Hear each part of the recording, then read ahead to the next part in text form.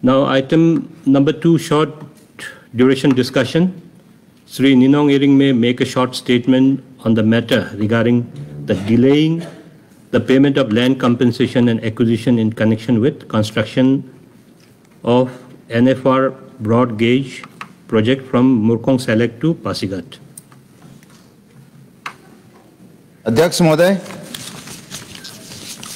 औकात क्या है तुझ जैसे तिनके की, आंधी तूफान के लिए रुख मोड़ दिए जाते हैं, जिनमें हो जाते खुदाई पैदा, हमने खुद देखा है वो खुद टूट जाते हैं।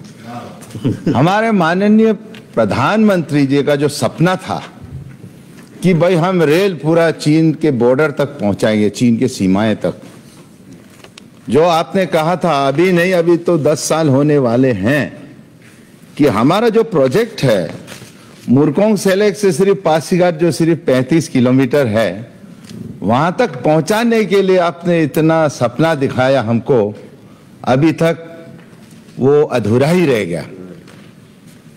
मैं तो कहूंगा सर, जब चीन ने हाल ही में हमने सुना है कि वहां गांव बना रहे हैं, उनका इंफ्रास्ट्रक्चर बना रहे हैं, रोड्स बना रहे हैं, रेल लाइंस बना रहे हैं, हवाई अड्डा बना रहे हैं, तो हमको सिर्फ पासीघाट तक पहुंचने में क्या कठिनाई हो रहा है, क्या समस्या है, ये हम सरकार, सिर्फ हमारा सरकार नहीं बल्कि केंद्र सरकार से भी पूछना चाहता हूं। मैं जानता हूं कि हमारे जितने लोगों का जो भावना है अरुणाचल प्रदेश के लोगों में, सिर्फ पासीघाट नहीं बल्कि जो ये रेलगाड़ी जाएगी, जो रेल लाइन जाएगी, ये आपका लोअर दिबांग वैली होते हुए, निजाम घाट होते हुए, तेजी होते हुए, नामसाई होते हुए रुपाई तक जाएगा।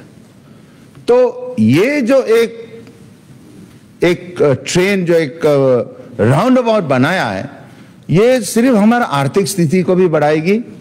वहां का अगर कोई युद्ध जैसा एक सिचुएशन होगा, उस समय फौजों को वहां पहुंचाने के लिए एक सुविधा वाला एक साधन होगा।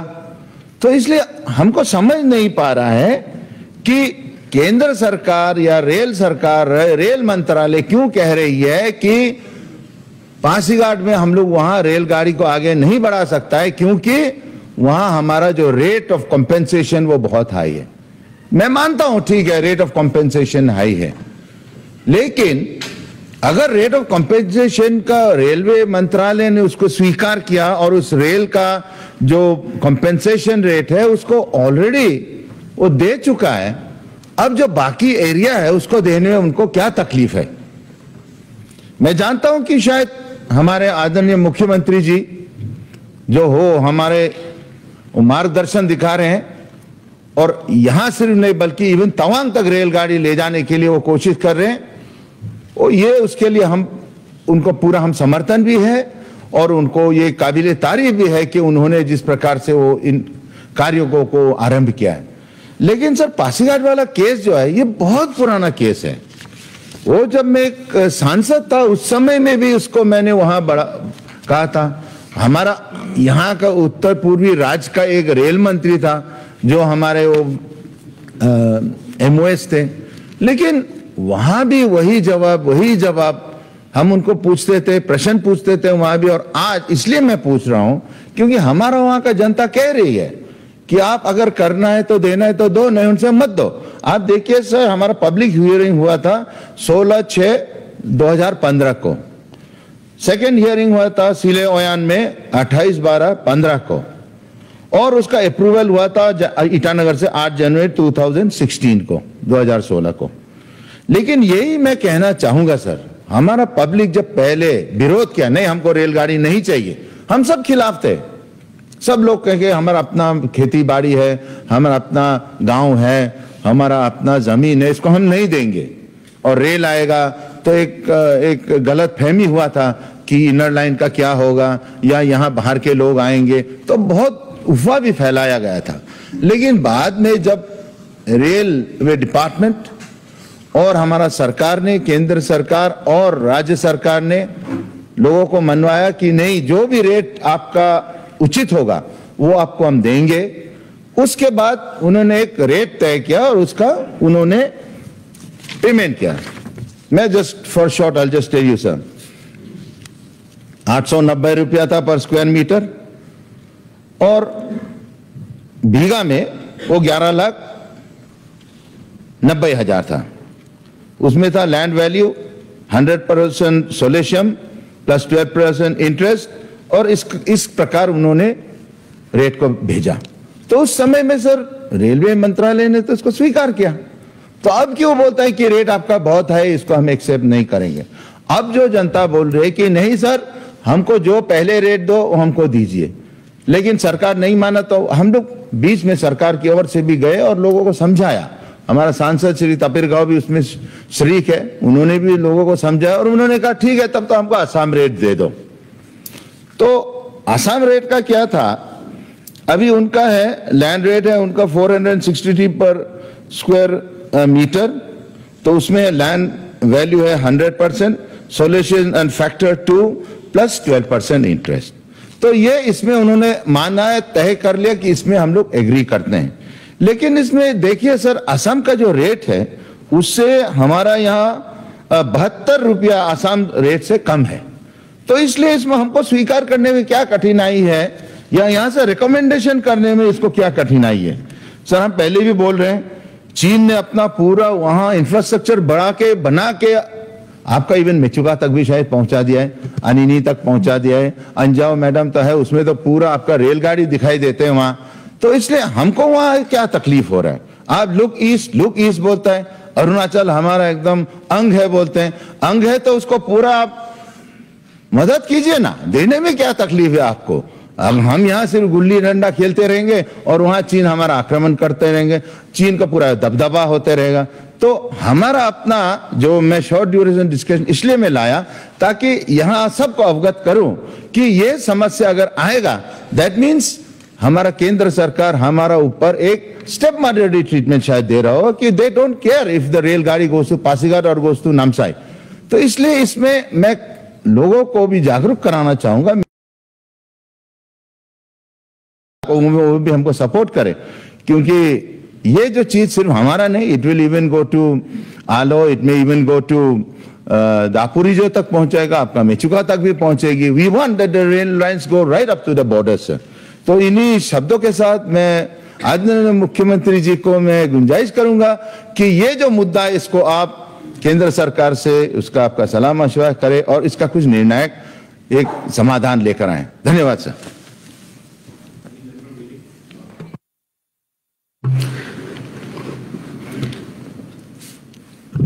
Honorable Speaker, sir, thank you. Maybe a short duration discussion. Ninong Ering ji का जो डिले पेमेंट ऑफ कॉम्पेंसेशन में थोड़ा एक दो सब कहना चाहूँगा। Murkong Selek to Pasighat, in the heart of Pasighat town. Proposal started in 2012. तो इसका फिजिबिलिटी 2013 में कंप्लीट किया।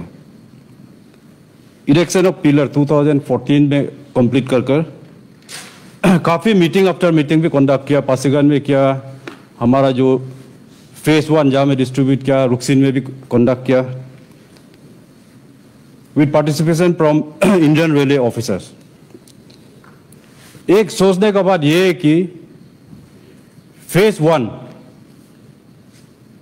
सेम स्टेट सेम डिस्ट्रिक्ट 819 में पे किया, एंड द सेकेंड फेज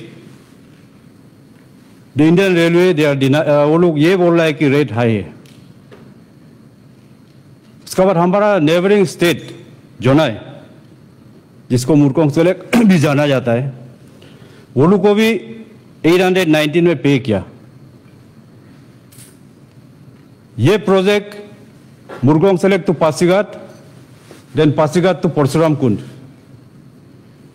आने वाला कल ऐसा ना हो कि फेज 1 में 819 में दिया, फेज 2 में कम करेगा, या परशुराम कुंड को पहुंचते पहुंचते लैंड वैल्यू का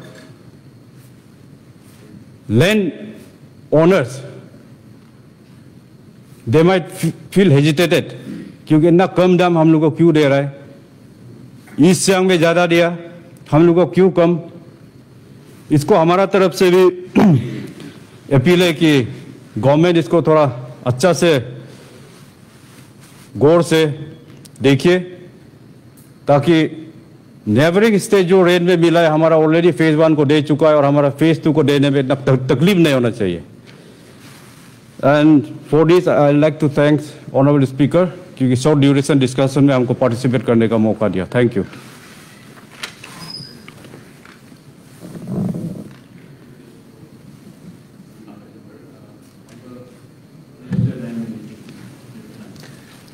ये नकब मैं बोल देता हूँ। ऑनरेबल स्पीकर सर, जो short duration discussion Shri Ninong Ering ji ने यहाँ पे जो उठाया है, delay of payment of land compensation and acquisition in connection with construction of broad gauge project from Murkong Selek to Pasighat, इनका अपना डिस्कशन में उन्होंने पूरा डिटेली बताया पब्लिक हियरिंग कब हुआ और सरकार से नोटिफिकेशन कब हुआ। इसके बाद हमारा कलीग कलिंग मोयंग जी जो पासीघाट को रिप्रेजेंट करते हैं, उन्होंने भी बताया इसके बारे में। In fact we must thank the vision of honourable prime minister, जो लुक ईस्ट पॉलिसी था उसको एक्ट ईस्ट होके अभी काफ़ी यहाँ पे पूरे अरुणाचल नहीं पूरे नॉर्थ ईस्ट में काफ़ी काम चल रहा है, खास करके कनेक्टिविटी को देखते हुए। एंड अरुणाचल में जैसे हमेशा बोलता हूँ कि हमारा सबसे बिगेस्ट स्टेट है, we are the northern most state and we are the eastern most state amongst the north eastern states.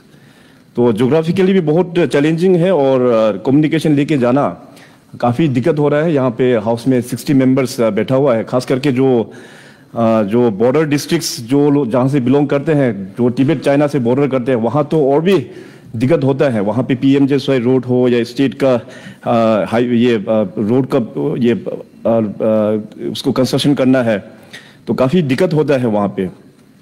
तो anyway we must admire and honourable prime minister साहब को बहुत धन्यवाद देना चाहिए कि कम्युनिकेशन सेक्टर में वो काफ़ी ध्यान दे रहा है। अदरवाइज देखिए यहाँ पे अभी बहुत सारा सीनियर लीडर्स लोग हमारे साथ यहाँ मौजूद है। हम लोग रेलवे लाइन इन अरुणाचल हम लोग कल्पना भी कर नहीं सकता कि आज देखिए हमारा यहाँ पे गवर्नमेंट ऑफ इंडिया ने बहुत सारा रेलवे प्रोजेक्ट सैंक्शन कर दिया है।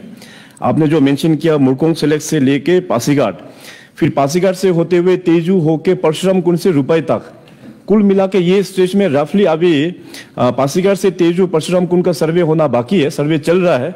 इसका टारगेट अभी वो लोग बहुत जल्दी सर्वे रिपोर्ट भी दे देंगे। I think within span of 2-3 months survey report आ जाएगा। तो आने के बाद रेलवे लाइन आप फुटहिल्स एरिया में ही अराउंड मोर देन 200 किलोमीटर्स, इसके अलावा फिर लखीमपुर से लेके आलो तक वहां में भी सर्वे का काम चल रहा है, एंड बालापुंग से लेके तवांग तक वहां में भी सर्वे चल रहा है। और ये दो स्ट्रेटेजिक लोकेशन है, Bhalukpong to Tawang and Lakhimpur to Aalo. ये नेक्स्ट ईयर हम लोग एक्सपेक्ट कर रहे हैं बाय 2022 मार्च तक ये सर्वे रिपोर्ट हो जाना चाहिए।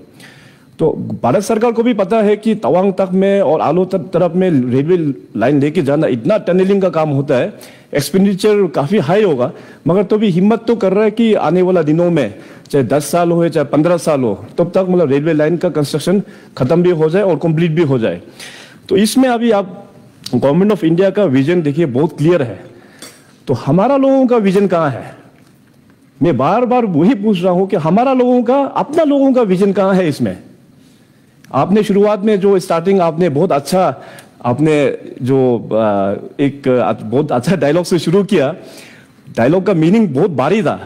आप उसको डिटेल में आपका ही जो आपने बोला है यहाँ पे डायलॉग जो बोला है उसमें ही आप छान के देखिए, अपना लोग भी उसमें शामिल होगा, सरकार का ऑफिसर लोग भी उसमें शामिल होगा जो इस प्रोजेक्ट को अभी गोल मोल करके रख दिया है।